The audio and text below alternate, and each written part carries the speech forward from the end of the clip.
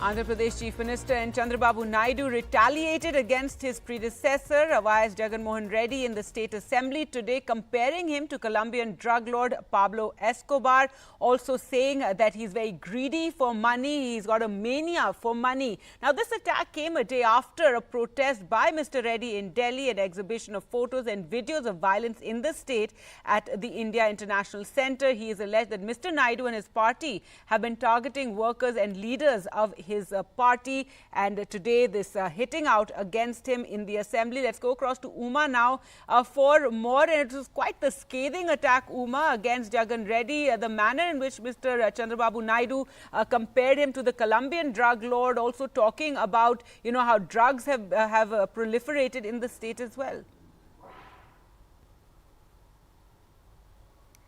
Yes, indeed, Gargi, it appears as though, this could be prior to elections when the attacks were so sharp, and words like psycho used to be used for Jagan Mohan Reddy all through that, period of the election campaigning. And post the elections as well, Andhra Pradesh is one of those states where both the YSRCP as well as, of course, TDP, Janasena being part of the NDA are both friendly with the centre. And after Jagan Mohan Reddy, in a sense, took his protest to Delhi and was seen there along with India Alliance partners in Delhi as well. Subsequently, will the Prime Minister give an appointment to Jagan Mohan Reddy is the question on everyone's mind, because Jagan Mohan Reddy has been close to the Prime Minister and has been friendly with him as well. His party's support is also needed by the BJP in the Rajya Sabha. While the Lok Sabha, he requires the TDP. In the Rajya Sabha, he would require the support of the 11 MPs of the YSRCP. It is at this time that Jagan Mohan Reddy is facing this kind of a very, very sharp attack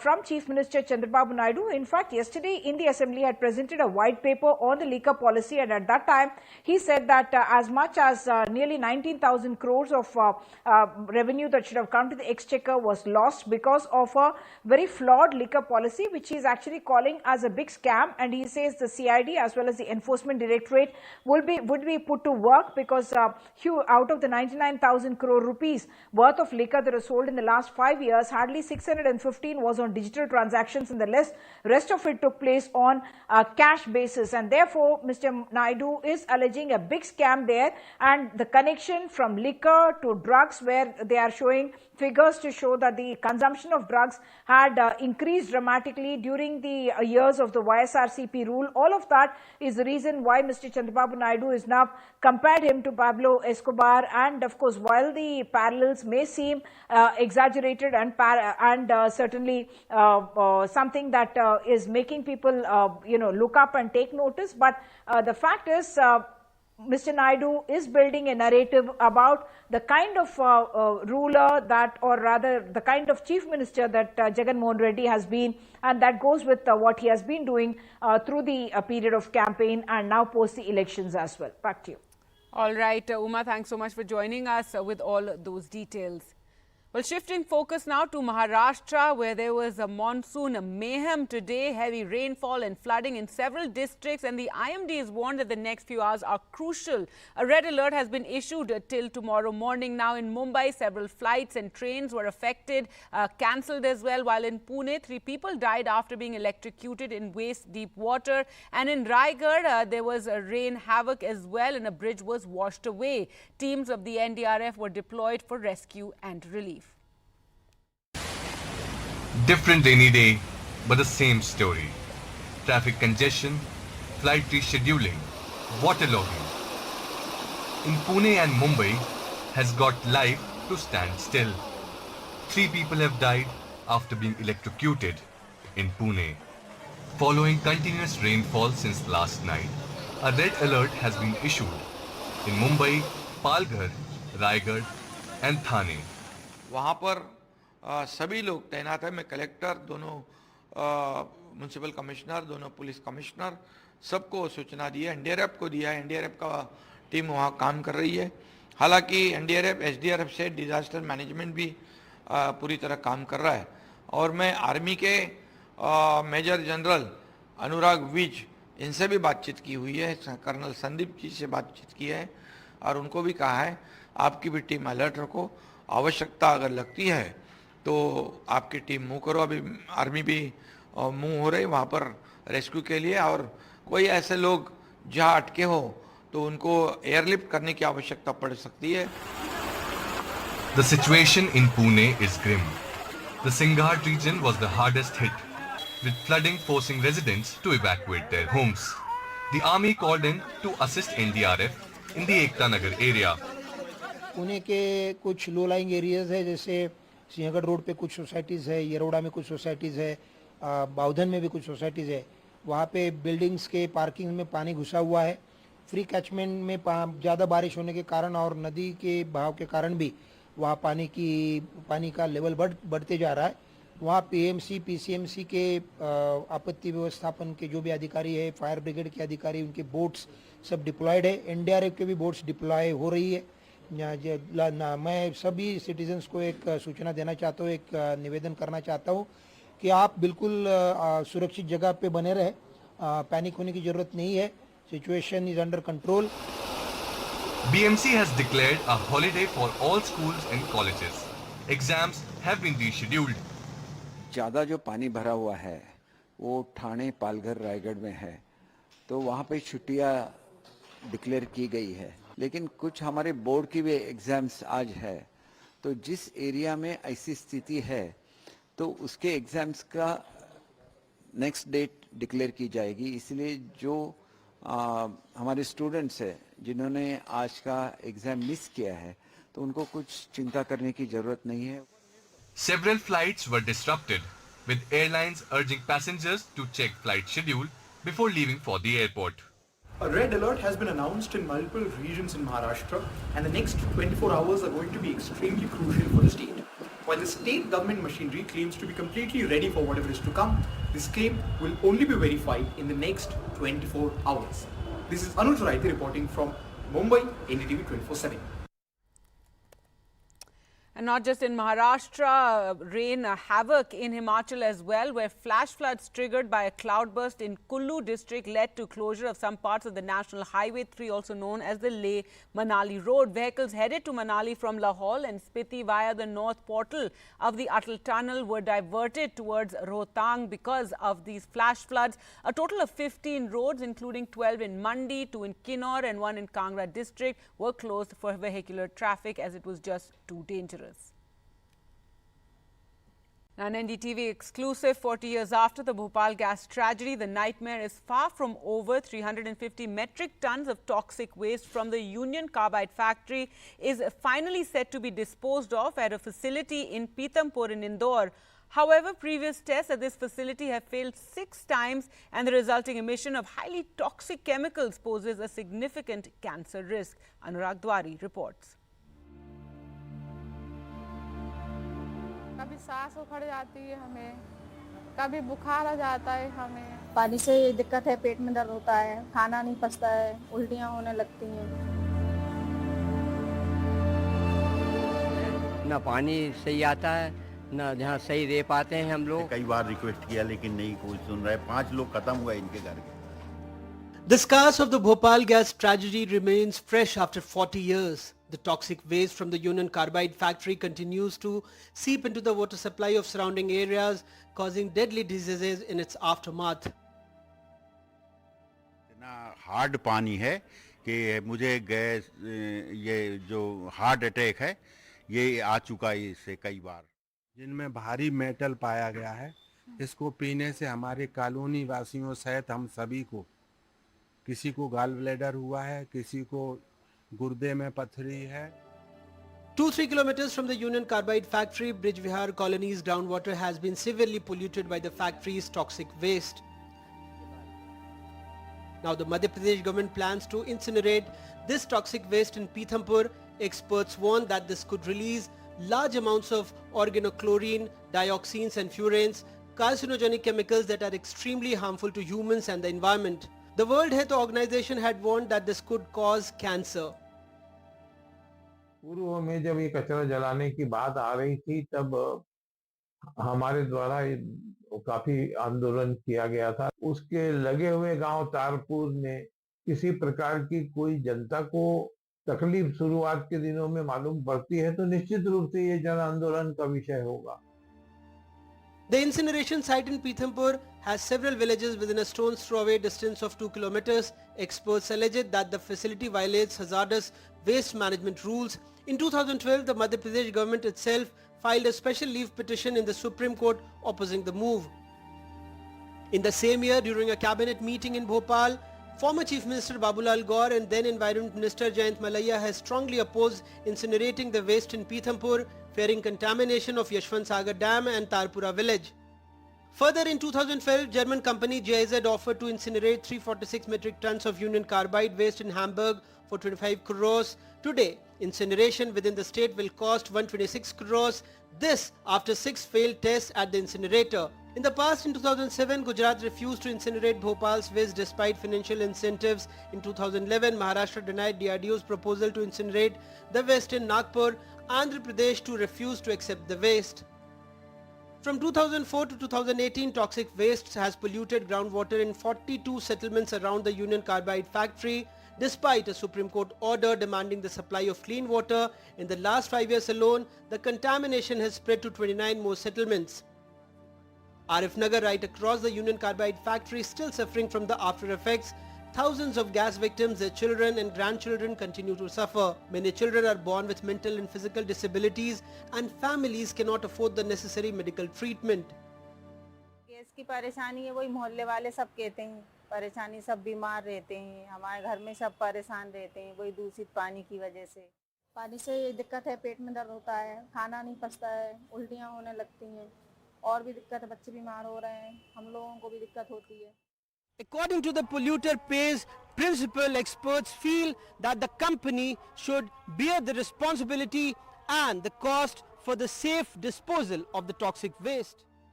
Despite government changes and court orders, justice remains elusive for the survivors of the Bhopal gas tragedy. The toxic waste was never removed and now the planned disposal within the state possesses further risks. Bharat सरकार से न सिर्फ हमने प्रयास किया बल्कि हमने पैसे भी लाए, उसका टेंडर पहले ही हो चुका है, मेरे आने के पहले ही टेंडर हो चुका है और हमारी अपेक्षा है कि साल भर के अंदर वो सारा कचरा जल जाएगा। The survivors continue to suffer. Taxpayers' money wasted on ineffective measures.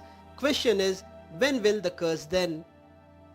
From the past so many decades, the central as well as the state governments have continuously struggled to dispose the toxic waste of Union Carbide. Despite the Supreme Court's recognition of severe groundwater contamination and associated health risks, no concrete steps have been taken to hold the responsible companies accountable or to secure adequate remediation. In Bhopal, with camera person Rizwan Khan, Anurag Dwari for NDTV. Now an exclusive with Finance Secretary TV Somanathan on the budget, electoral bonds and the opposition's discrimination claims against the union budget. On those allegations, he said, keep politics out of it. There's no discrimination to states. We've given adequate funds. Okay, so the other issue, sir, is, you've seen state chief ministers and their response. I asked you this during the interim budget and it had far-reaching implications. As you saw, some of the states went to the Supreme Court, ultimately like Kerala, about fund allocation.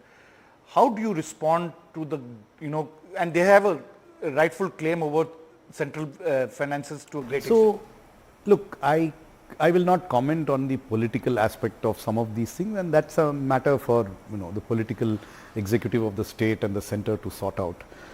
I will say this, when it comes to the finance ministry's transfers, what are the things that we handle? We handle devolution, which is share of taxes. We handle finance commission grants. Both of these are determined by the finance commission and we don't deviate. The other new scheme that we operate is special assistance to states for capital investment. That also is largely formulaic. It goes by a formula. Some part of it is untied. Some part of it is tied to specific reform outcomes. And we have actually disbursed money to almost all the states under that scheme, and I have not heard any complaints on that. You referred to a particular one case where there was a disagreement between Kerala and us, particularly the Ministry of Finance, on the setting of borrowing limits. And what was this disagreement on? They have an institution which is a statutory board whose debts are serviced through the consolidated fund of the state. We treated it as part of their aggregate borrowing. They say it should not be treated as that borrowing, and that's a matter where we have followed a uniform practice across states. So it's nothing that was Kerala specific. In fact, I should say that even Kerala has not said that it was state specific on that particular issue.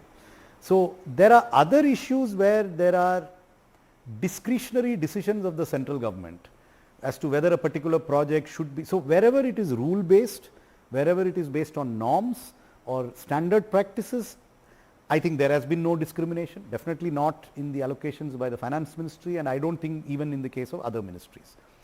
Problems or issues may arise when something is a program of the central government, which the central government has the prerogative to decide where and how it is used.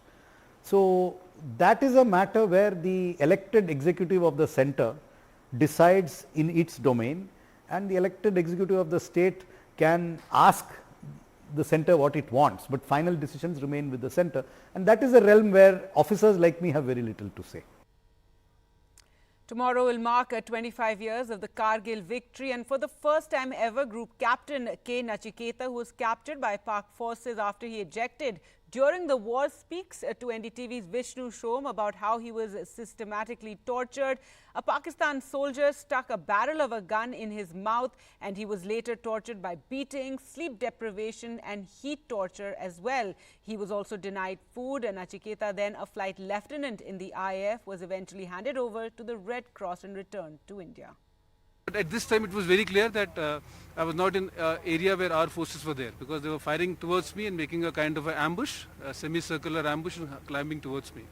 So I fired my macro pistol at them, but 8 rounds got over very fast, and they were continuously firing their AKs towards me, and before I could load my second round of magazine to again recommence my firing, the first of those guys had come to me, and like somebody you covered 25 years, so 25 years is a very long time, but even now after 25 long years, that guy's eyes and face is so clear when he shoved his barrel into my mouth, and I was looking at his trigger finger, whether he'll pull the finger or not, and I still remember the face so clearly.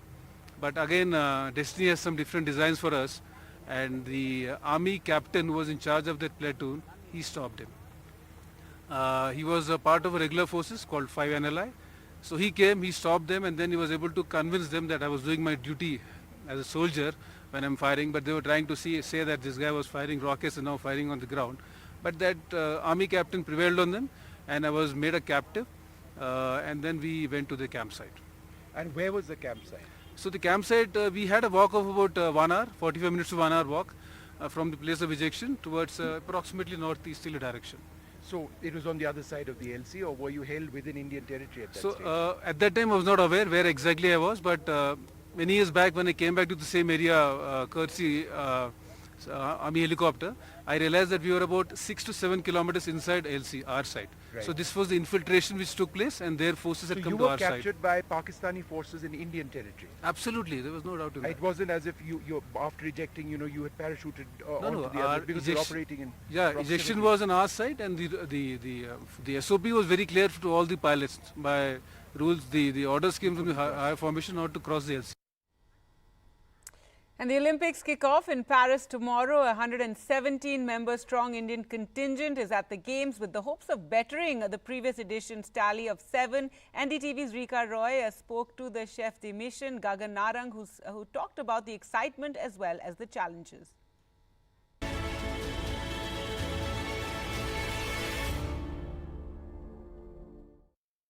Joining me is the London Olympic medalist, who's the chef de mission of Paris Olympics, Gagan Narang. We are outside the main press center, joining Gagan on this quick chat. Gagan, firstly, many congratulations on your role. 2004 started with Afro-Asian Games, 2024, 20 years later. How does it feel about change of role? Well, that's an interesting anecdote, Rika, but I think 20 long years in the Olympic sport, plus the ones that I was wanting to get into the Olympic fold, have been very exciting and interesting. And this role as chef de mission is definitely an honor and a big responsibility to be able to serve Indian athletes, and I will do it to the best of my capacity. You and I both probably started seeing Olympic Games with Nadia Comaneci in Barcelona. Tell us a little bit about, how has the Olympic journey now been fulfilled in change of roles? Well, I think the Olympic journey always continues because you are an Olympian for life. And once you participate in your first Olympics, it changes you as a person, because it's a life-changing moment for anybody, and I've had 4 such life-changing moments, and this could be the 5th. And it's been a very interesting journey. I think I'm humbled with the kind of love and affection over the past years that I've got as an athlete, and the support that I'm getting from all quarters as a chef de mission of India. And So you looking said forward to it. each Olympic has been a life-changing journey. Tell us how life has changed with this role as chef de mission, first Indian Olympian to become a chef de mission, in fact. Well, I'm honored, first of all, to get this opportunity. But like I said, the shooting range has changed. The field of play has changed for me. And being an athlete, I will always have athlete-centric approach. But there are administrative challenges as well, and hats off. No, I wouldn't like to mention any in specific. But of course, there are administrative challenges which we have to mitigate. And it's a combination of both that will add to the success of my role at the Olympic Games as chef de mission. One thing that you have learned from the previous chef de mission and you want to do better, or probably you don't want to do that, you want to do it differently. Well, there are a lot of things that are happening in quick successions, and to be able to mitigate or to be able to tell you about one is very difficult, because each day is a new day and you have new challenges like you have in a sport, because each training day is different. So we are taking things at a time, and I have a good team with Shiva and the others from IUA who are helping us every day to mitigate these challenges, to make life comfortable in the athletes village for our athletes. Well, that's it from me for the moment. News updates continue right here on NDTV. Do keep watching.